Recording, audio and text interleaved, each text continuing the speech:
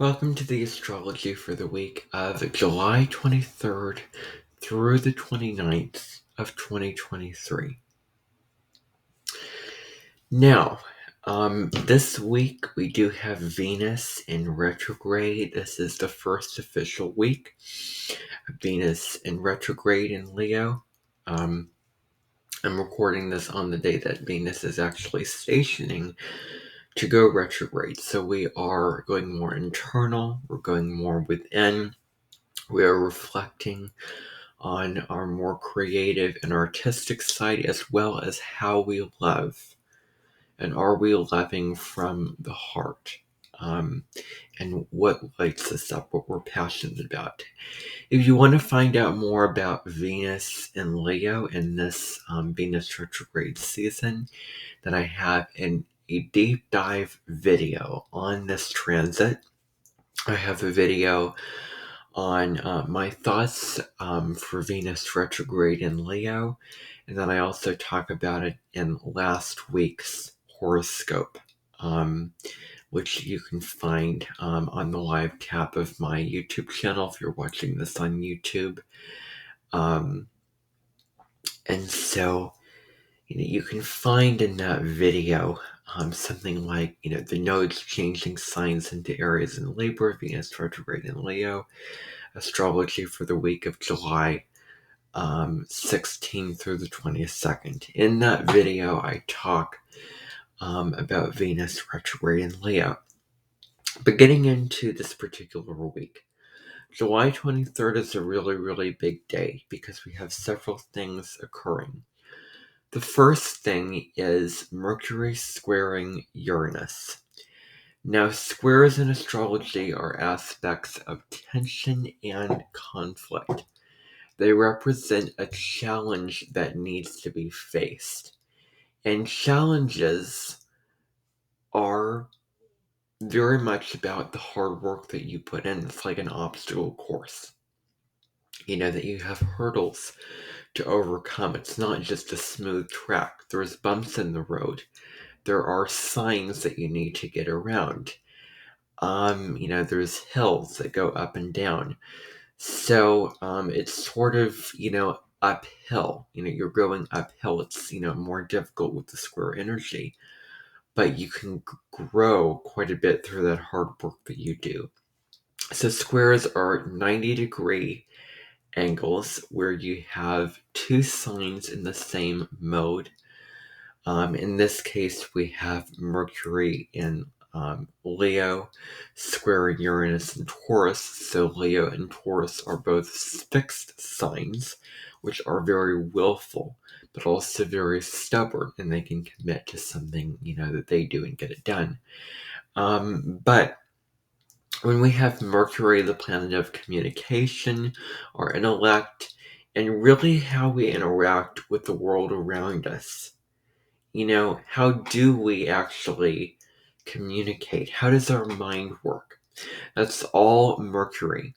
And then Uranus is the higher mind. Uranus takes us a step bigger with the ideas that we come up with that are totally unique to us. They are our own original ideas and the things that we want to implement and act upon that are unique to us. And Uranus comes from a mental space of freedom where, I don't have to follow you. I don't have to follow this signpost or this, rule. I can sort of do my own thing and move on my own path. So Uranus gives us the open-mindedness and freedom to take time and step into our minds and really explore new ideas and new ways of doing things. And it gives us that boost and that strong sense of freedom to act upon what we want to do to explore. And it can just be trying something different. So it's a very sudden energy, and it's also a very revolutionary energy. So Uranus is a farther out planet than Mercury. It travels much slower than Mercury. Uranus does retrograde once a year for several months at a time. And then Mercury goes retrograde a couple times a year, 3 or 4 times a year. And, so say Mercury goes retrograde in all the fire signs for 1 year. Then for the next year, it goes retrograde in the water signs. And then, a little bit of the water signs, Mercury goes back into the air signs. So that's how its retrogrades work. So Mercury is the lower mind, and then Uranus is the higher mind. Or Uranus in astrology can be the higher octave of Mercury. So Mercury square Uranus can bring about the unexpected. This is a transit where you want to expect the unexpected, expect things to go off. You may make plans and you may have lists, but then the universe might throw a curveball in them, might throw something in your path that you were just not expecting.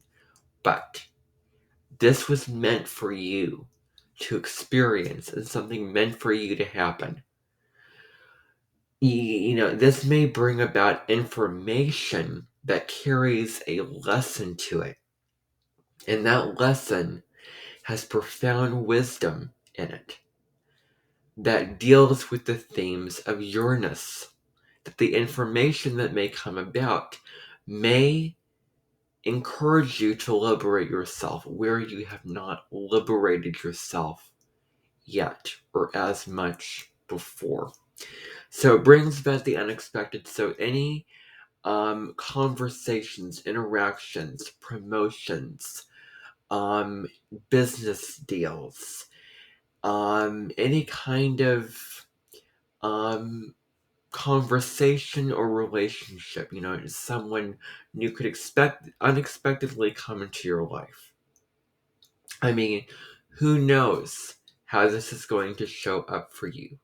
But I am giving you the potentials and possibilities. Even though I am fully aware that when I do these videos, a lot of the information that I talk about, when I turn within myself, that doesn't really resonate as much as I wish that it would. And with astrology, it is so easy and so natural to take it for granted. And that's what I think that I do.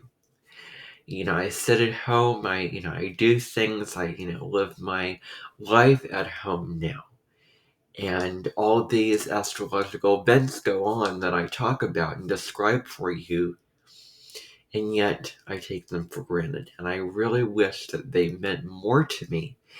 And maybe I could do things so that they do mean more to me. Who knows? Maybe you can use this video as launching off points that, okay, this information is being given to you, and so how can I make use of this information? What can I do to be productive, and what can I do to really maximize and take advantage and use this energy to the fullest, potential and tap into the higher vibration of the energy? So that's something to do. So but in the predictive sense, there is some unexpected events. There may be unexpected events also in the news, also on the global scale. Unexpected things may happen. This is a wonderful time to consider, how can you change up your day-to-day routines? Like what can you do in your day-to-day reality, in your day-to-day life, of the normal things that you do when you wake up in the morning, you brush your teeth, you make the coffee, you have breakfast and all those kind of things. And Mercury rules the day-to-day. It's about your mind being in focus and in tune with the things that you need to do for yourself on a day-to-day basis, because it rules Virgo. So, and Uranus comes along and it wants to bring about some stimulation. It wants to loosen up where things have got stagnant. It wants to open up the can of ideas and release whatever is inside the can out, so they can have air and space to breathe. So Uranus comes about and asks, what can I do to change things up?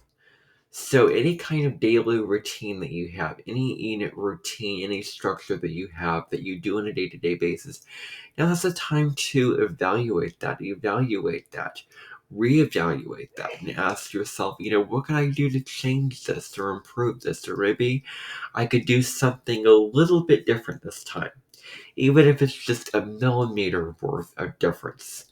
Maybe I've been going about something in the same way, and maybe I could just change it up a little bit. Try something else. Mix it up.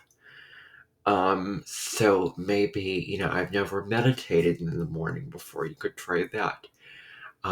Walking earlier in the morning. Having, I don't know, maybe journaling in the morning. Doing a tarot and oracle reading for yourself. Whatever it ends up being, for you, that is, change and excitement. Because Uranus is about change, number one, and excitement, the thrill. It just wants to light some enthusiasm under you to try something else. Because Uranus always wants to get you out of any rut that you try to put yourself in.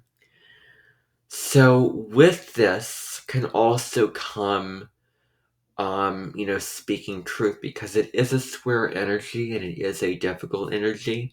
Squares make the energy very challenging. So there could be you feeling the sense of you want to speak truth. You want to speak what is on your mind, in your heart. But then it may be upsetting to the people around you. But then it may be too hot to handle, as they say. That you may speak, but what you have to say is not moderated, or there's not a filter or limitation around it. So, restraint of pen and tongue at this time is really something to keep in mind. Because, one of the things is, it is a time where you can speak more honestly about what is really on your mind. But then you may have something which is on your mind that you want to say, and it just may come out of your mind. You may just end up saying it, or feeling the need and freedom to say it. No matter how mundane that this day may be for you, depends on what you have going on in your life.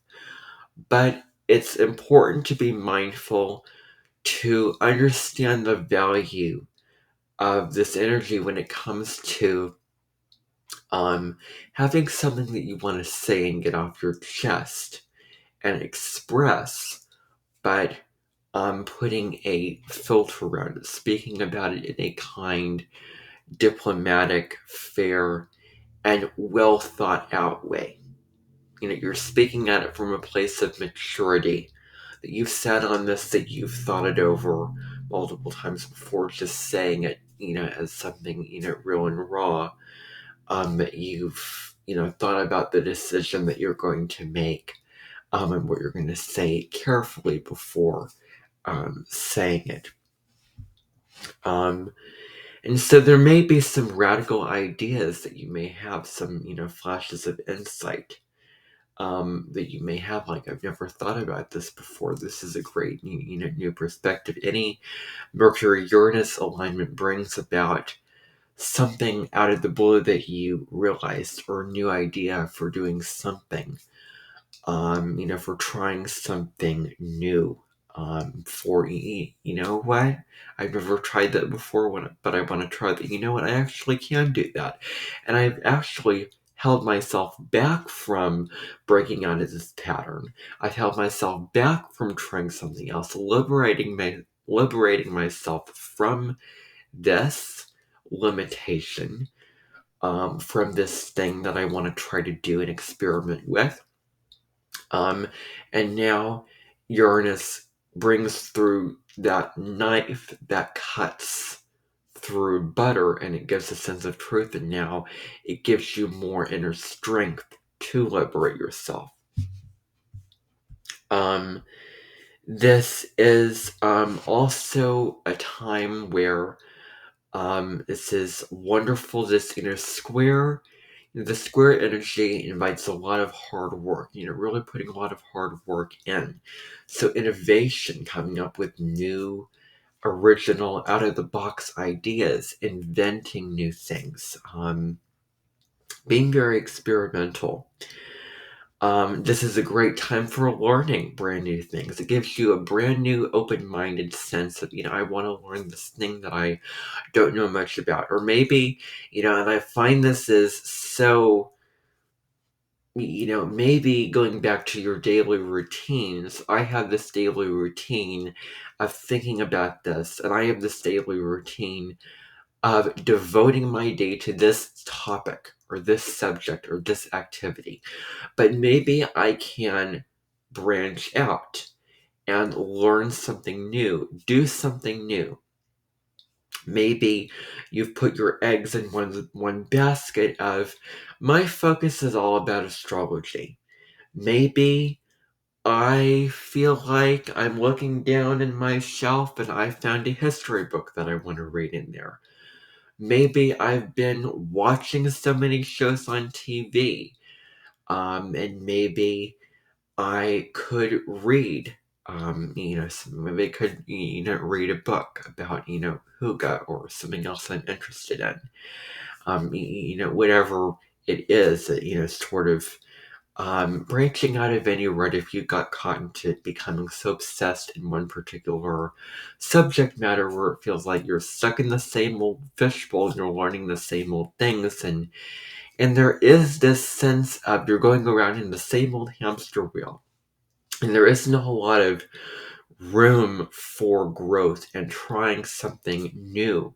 Or if you feel stuck, if you feel like, gosh, I've had it so easy, or I wish there was more to my life. I wish there was more meaning to my life. Then maybe breaking out of something that you're so stuck in is going to be important here. So, but it can help with becoming more open-minded. So great for becoming more open-minded to learn new things. Now with the energy, it can also lead to being scattered, sort of, scattered and all over, going over here and over there, and sort of unfocused, or sort of impatient, feisty, I'm going to make up a word, jitsy energy. When I think of that word jitsy, I think of jittery, jitsy, jittery. They're very, very similar words. And I can make up new things. I can create because it's Uranus energy that we're talking about. So there could be that sort of symptom, I want to say, is feeling scattered, feeling you have so many things, this over here, that over there, and you're not able to focus your attention and start something and commit to it. That's, how it can show up. Using the Uranus and Taurus energy, that Taurus energy of being very patient, being very one step at a time, being very slow and steady, to set your mind on something, set your sights on something, and commit to whatever it is that you initiate, to achieve something, whatever goal that you have, and fulfill that goal, get it done. So on the mundane sense and in the individual sense, the square is also wonderful for thinking up brand new solutions for ways of doing things. It's also great for problem solving. Finding the solution to problems, thinking up solutions with other people. Creatively thinking up solutions, new solutions which maybe are innovative, out of the box, brand new, out of the wazoo ideas that you didn't expect that you would come up with, or other people didn't expect that you would come up with. but they work. They are useful. They do the job really well, and they're also unique to you. So this is great for any kind of problem solving, getting to the root and truth of situations, scientific, anything that deals with the math, anything, technical, such as math, and science, getting down in anything that is abstract, really getting into the nitty gritty because we're talking about Mercury here. So science and math is also great with this. So that is this particular square. Now, there's also another thing that is occurring on July 23rd, but this is not only occurring on July 23rd. The next two things I'm going to discuss are not pinned down into one particular day, but they are extended. They just happen to exactly occur on this day. Here's the thing. I do not want to, sit on these videos and go into all this explanation and what does it mean? All this information and then what happens later on. It doesn't make sense anymore. It's not relevant anymore. So that's why it's very valuable to keep these videos shorter and more to the point, not giving away every single bit of information that there is about this content. But say you're watching this 2 to 3 years down the road, or months or weeks down the road, there is still value in this video, even though it does not exactly pertain to the time period in which that you're watching it at. So, Chiron, which is an asteroid, is going to go retrograde from, I want you to mark your calendar, July 23rd through December 26th. Now, right around December 26th is going to be a full moon in the sign of Cancer, so it's going to bring it's going to illuminate things. It's going to be an ending of some kind when it comes to stuff going on in your emotional inner world. We just had the new moon in Cancer on July 17th. And so that full moon in Cancer in December is going to have you going into your inner world. You're going to focus more on your emotional needs and wants more so. And I find that full moon is going to be an ending to all of the wisdom and all of the reflection and inner work that you're probably going to be doing for these next 6 months, or almost 6 months, when Chiron is retrograde. So Chiron retrograde, Chiron, first of all, is an asteroid. It orbits between Saturn and Uranus. So Saturn's a really rooted, grounded, practical energy. It is about the old, the set structures of what is. It's very about what is. This is how it is. This is the reality. This is the hard work that I need to do. Uranus is the new ideas, the realizations. And Uranus can be an enlightened planet. It can lead you towards a sense of freedom. And you can become more authentic with Uranus energy. And it liberates you. So, that's, where we can talk about Chiron and healing wounds. So I'm getting ahead of myself. So there's a little bit of a myth to Chiron, because Chiron is a centaur in myth. Now, some of the details that I may be describing maybe are vague. Some of the things that I may be describing in these videos may not be exact. They may not be exactly accurate. They may be a little bit made up, because I want to, again, liberate myself And I don't want to limit myself into the finite bits of information that I have about certain things and, pin down into, this is as much as I know. Well, this is more than I can give you. This is an idea that's coming to me that comes to me in the present moment. Intuitively, and you know what, I have this creative idea that I want to share with you that is just, it comes up. And it's not necessarily based on fact or research, but it just makes sense and it feels important and interesting to bring up. So, Chiron deals with being abandoned and unloved as a child, sort of shamed, sort of put down by his mother. And so that wound was sort of in place from the moment that Chiron was born.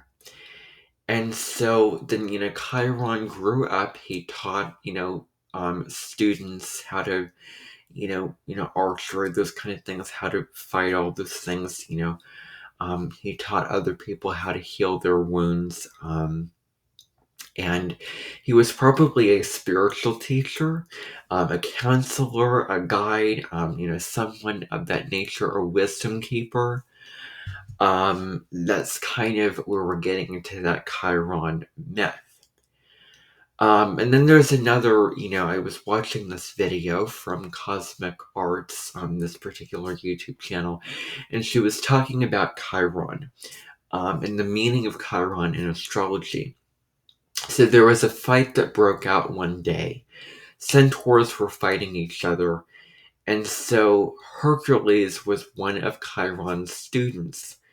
And I don't know if he was there in that situation or not when that fight ensued. But so what happened was Chiron was trying to probably protect somebody else. But then when he turned in a certain way and put himself in a certain situation, that wound hit Chiron. And so what ended up happening is that you're thinking about a centaur with Chiron, half man, half horse. So if you've ever read Black Stallion, all those kind of things, understand the psychology and the nature of horses. They represent being wild and free. They represent, in a spiritual sense, the freedom of what it means to be alive. Of an instinct, being connected to what you want, where you want to go, your desires. Horses do not want to be pinned down, they want to be free. But then you have your human mind, which is much more elevated and much more advanced. Your logical intellect human mind, or your head, that put Chiron in trouble. He didn't listen to his gut. He didn't listen to his instincts, his intuition. And he put himself in that situation where he got hurt with a wound that was based upon, some type of snake creature or something. I don't remember. There's, some name for it, and there's a huge, there's some story it was in the Odyssey. And you can go deeper with that myth of Chiron. But so he was wounded. No matter what he did, he was never able to fully heal this wound. Bandages, people providing him with medicines, whatever happened, whatever he tried to do, he couldn't heal the wound. And so, what's so interesting is that when Chiron perished, the wound was finally healed. And so Chiron to me represents, in this sense, and this is all the ideas and sort of, the knowledge, some of the knowledge base and thoughts that I have about this, is that you were born, you have these specific wounds, but you probably have your whole life. And unless it goes down in the water, and those wounds will be finally healed. It isn't so much about fully healing the wound as it is having self-acceptance for it, having understanding for, and acknowledging, okay, I have this wound, this is what is going on. And you can find a greater sense of self-love and compassion for yourself in the process. It really is about holding space for the wounds that you have.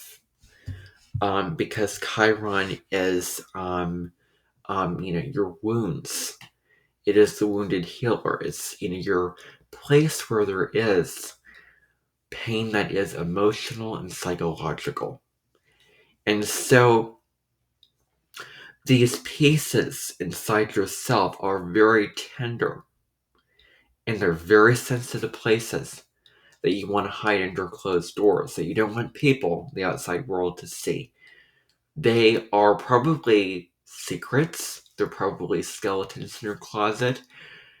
And it's not about being ashamed of the wounds that you're feeling, wanting to disown or push down or be rid of the wound. It isn't about judging it as bad or, a nuisance or inferior, but it is about seeing the positive and the potential and the opportunity for growth and empowerment and resilience that can come from working with this wound and healing it. Similarly, if you think about shadow works, this can be, your personal shadows that you may have, that is about facing those shadows and doing that healing work. Shadow work can also be another thing. Now, with Pluto retrograde, with retrograde on May 1st, it's still retrograde. We have Chiron retrograde, Neptune retrograde, all these retrograde planets, especially with Pluto and Chiron, we're really having the opportunity to do some deep healing and, a deep dive into our emotional world and some of our shadows and, hurts and, wounds, all those kind of things, and going deep and understanding them and facing them and seeing them at a deeper level. So, I think that the gift with Chiron is that when we do this healing work, when we go through these really difficult and painful experiences, we can then hold space for other people who are going through really painful experiences, and there is a greater sense of empathy and understanding for them. Chiron gives us the opportunity to be very compassionate and hold the lamp with a heavy hand, with guiding people into the underworld of their own lives, into their own pain, and inviting them in to the wounds, to the shadows. And we can become stronger and more understanding and more loving when we, go through that healing work, especially the Chiron return, which is around age 50 in your life. So, that's one advantage of this. So there is a quote that I was reading from the poet Rumi, which is, "The wound is where the light enters you." That you can open up the wound and give the light space to come in and heal it, where you can find the light within yourself from that pain, from that hurt, from that vulnerable part of yourself, that maybe that was meant to be there for a reason. Maybe you can accept or even embrace that part of yourself. Maybe that is a positive thing. Maybe that is a strength that makes you uniquely who you are. And so, and there may be some healing that you may be doing during Chiron retrograde that may occur, where you're healing in a way that's not linear. It's also not, just overnight. It takes time. Um, and it is about accepting the pain, holding space for it, and doing that work in a present, grounded, slow and steady, patient way.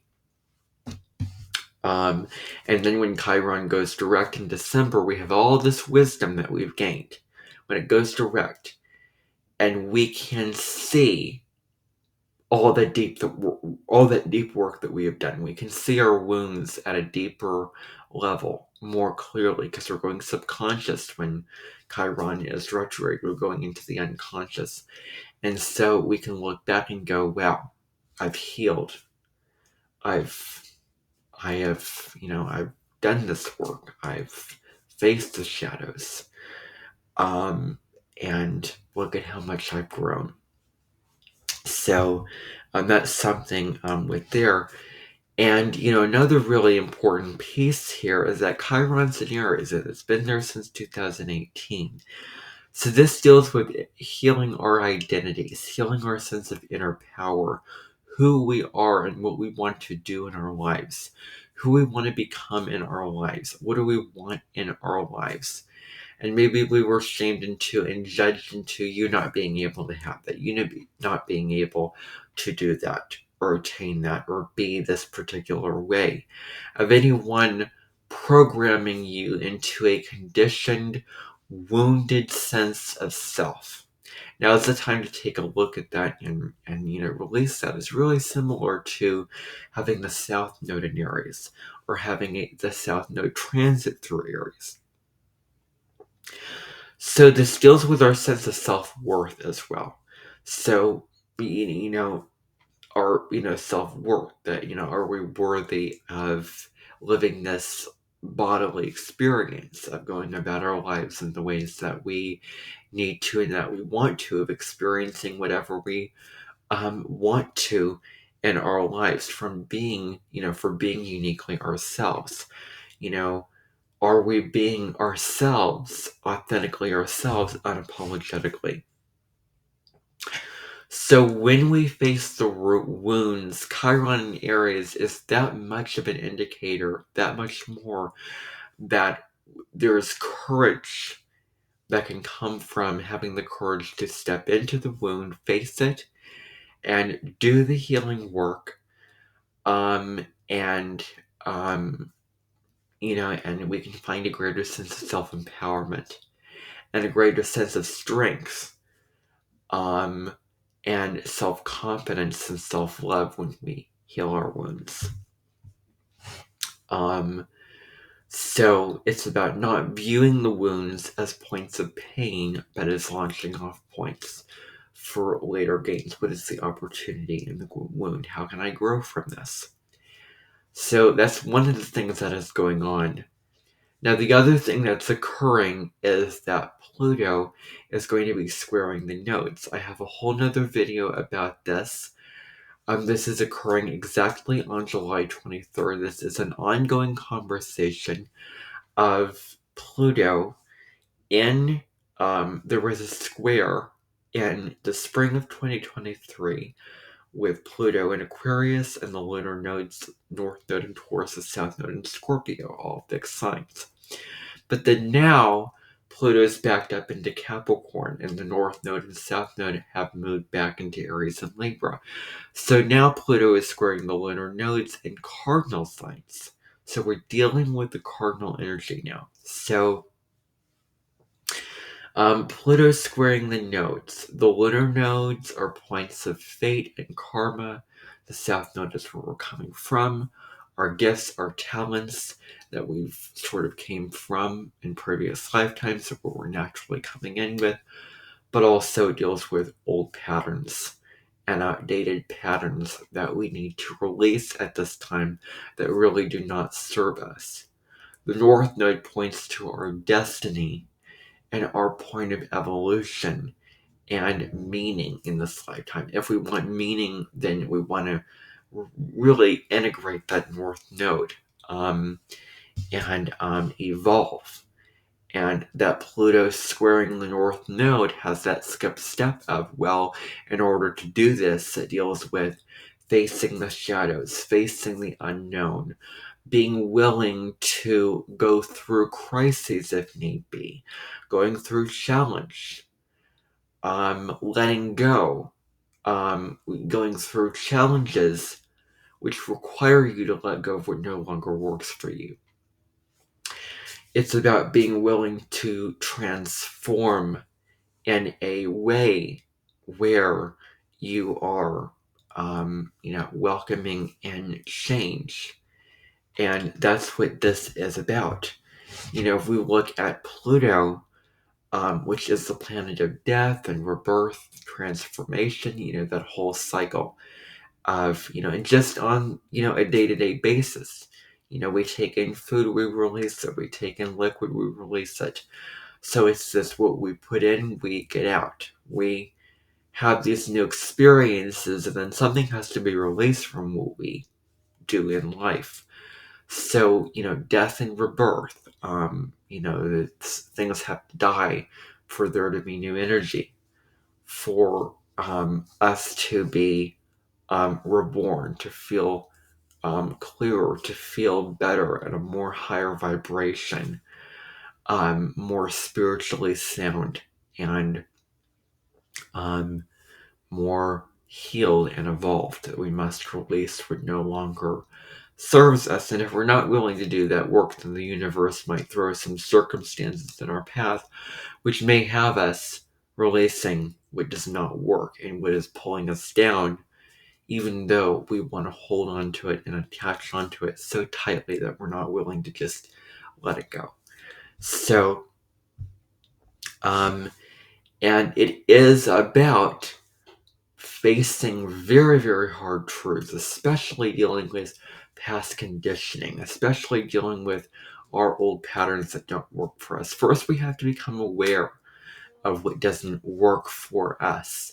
And then we have to be willing to transform and, let it die for us to be reborn and purge what is no longer working for us and go through the discomfort in order to get the other side of that, get to the other side of that, and not holding back the release of it, not holding back the change, and the letting go. So, I've already discussed this information. So Pluto and Capricorn, we're dealing with power dynamics, top-down structures, people in power that are having a lot of control, that limit us, that, take away our own sense of inner power. And so, are we going to go back to those old paradigms and old ways of being where it was really judgmental? It was very, again, top down, power over. Or are we going to, let that go and tap into something more feminine with greater balance and harmony and appreciation for all of the life around us, for the earth, the sky, nature, where we're balancing the masculine and feminine. And we're understanding, the oneness and self-acceptance, because, we need to be able collectively to leap into the unknown, to go into what is scary or unknown, and to let go of the need for certainty, to face what is negative, dark. It could be very difficult. It could also be very intense.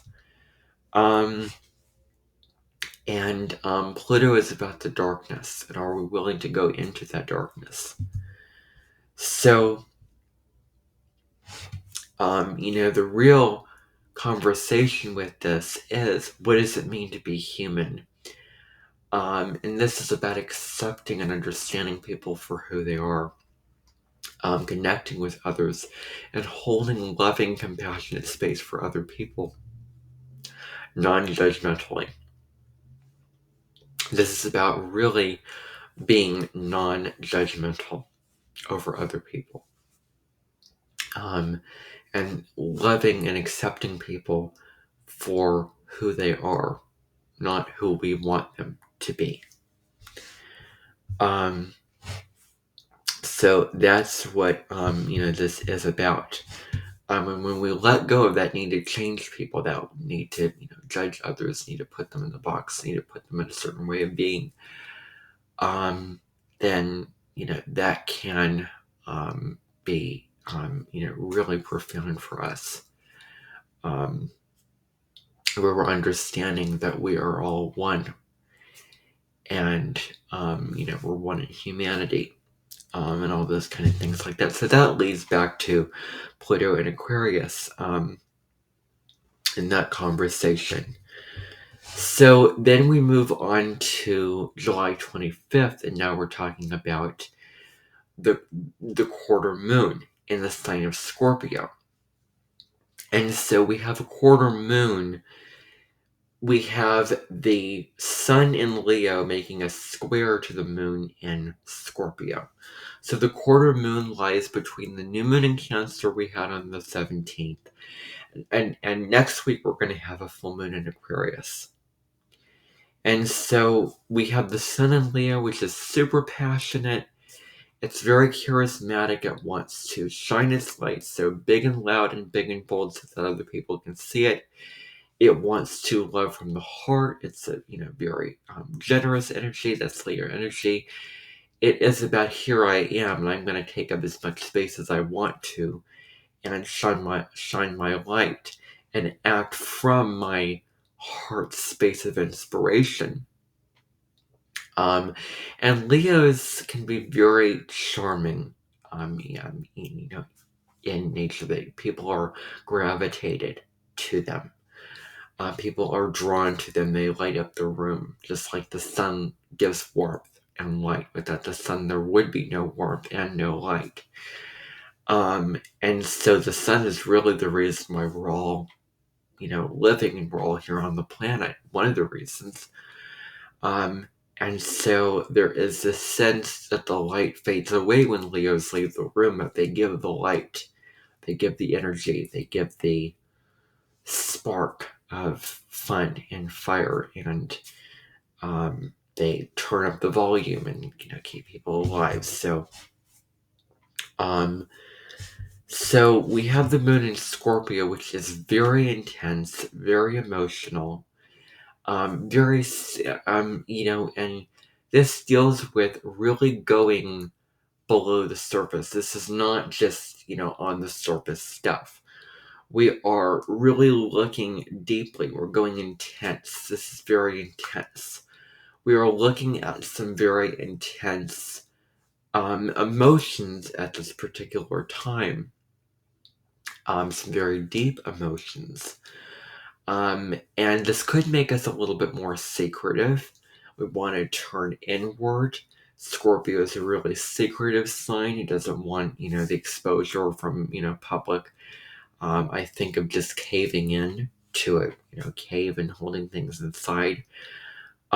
So going more into your deeper emotions, to your innermost emotions, you're really facing those, deep emotions. It's important internal time.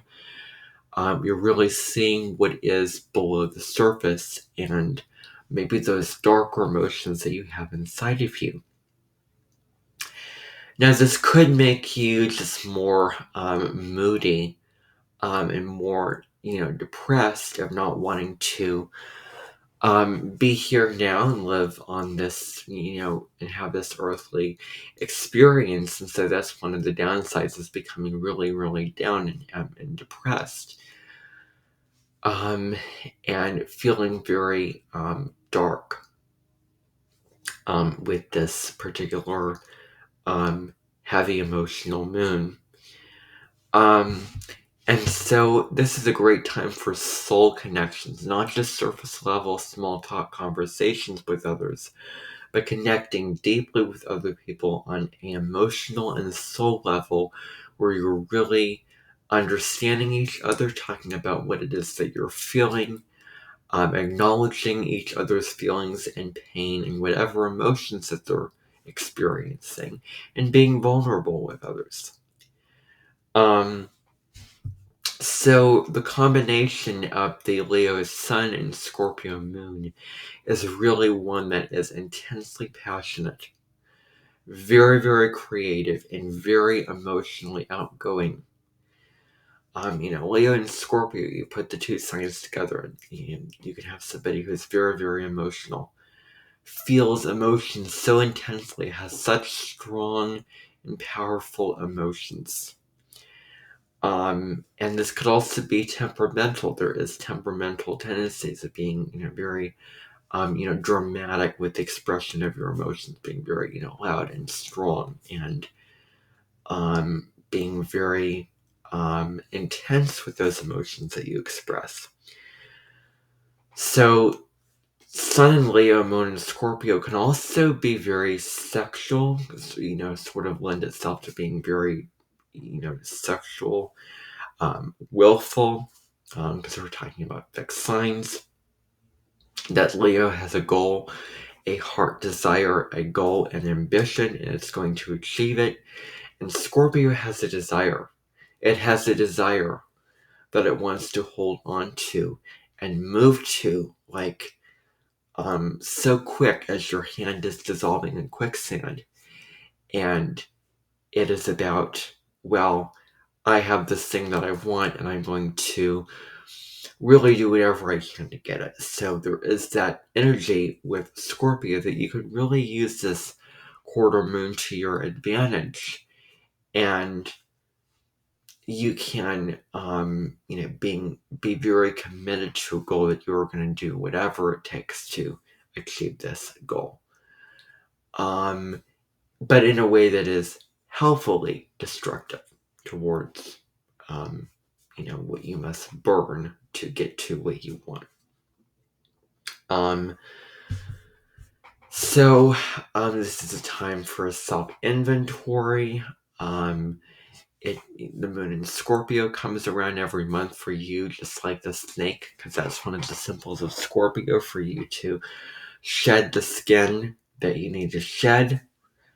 That part of a snake.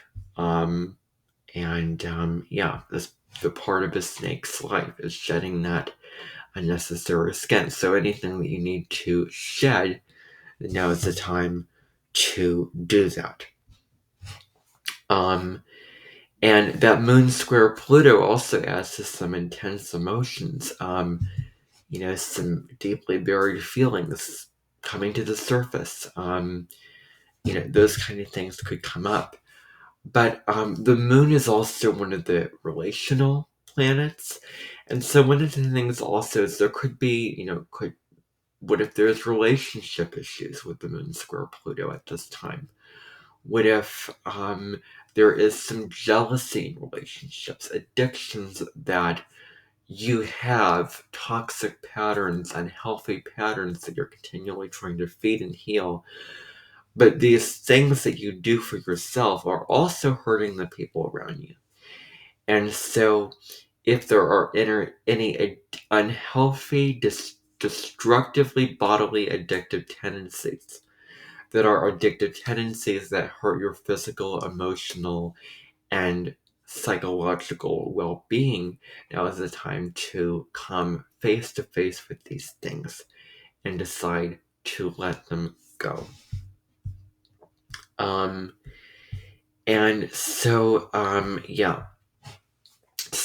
But then we move on to something much more pleasant on the 27th of July. Now, what happens on the 27th of July? Well, Mercury is directly in conjunction with Venus retrograde. So Venus retrograde is going on at this time. This is not one of the aspects that I spoke about and discussed in my Venus retrograde video. So when Mercury is conjunct Venus, This is good for communicating in a very kind way to other people, communicating kindly to somebody, speaking kind words to another, any kind of gesture that you can give that shows that you love and appreciate somebody. Sending love letters, buying a Hallmark card for somebody, even if it's not their birthday, even if it's not a holiday. With this energy, it's a more social energy. You could be feeling more social, like you want to meet new people. You want to find peaceful solutions to problems as well. This can be great energy for resolving conflict in very diplomatic ways, where you're willing to talk it out and hear the other person's perspective and have those kind of conversations where you are understanding where you're coming from. You're finding an agreement between two people, as opposed to defending yourself and being very defensive and being very combative and argumentative. And it's a zero-sum game where you're right and they're wrong. Well, this can actually be beneficial for us finding more peace in our interactions with other people. So, this is a great time for conversations that have more give and take, where you are speaking and then you're listening to the other person, and then they're speaking and then you're interacting and have a nice, healthy, well-balanced interaction. And then, the other thing that this is good for is, anything that is creative or artistic that you can do.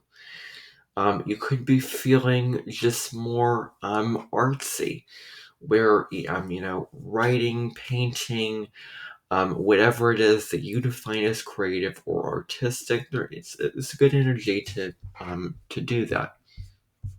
Now, I do have to acknowledge that on the 28th of July, the final thing that's happening that I want to discuss for this week is that Mercury is entering Virgo. So Mercury is going to be in Virgo for quite a long time because of a retrograde from August 23rd to the 15th of September. So when Mercury is in Virgo, we have, we're more precise with our speech and our words. We can speak more with precision and with more care and more detail. We're really putting more emphasis and detail into what we're saying. So making sure that we're communicating the right way. We're saying the right things that we need to say. We're being clear. We're being to the point. We're getting the right information that people need to hear. We're also looking at things more critically, looking at things from a more detail-oriented perspective with Mercury in Virgo. This is about becoming more discerning over the information that we're taking in. Is this useful? Is this going to be a practical use for me, or is it not worth my time and energy to invest in reading this or learning this? So that's something also to consider. So it wants to have a conversation or learn information that is going to be a practical use.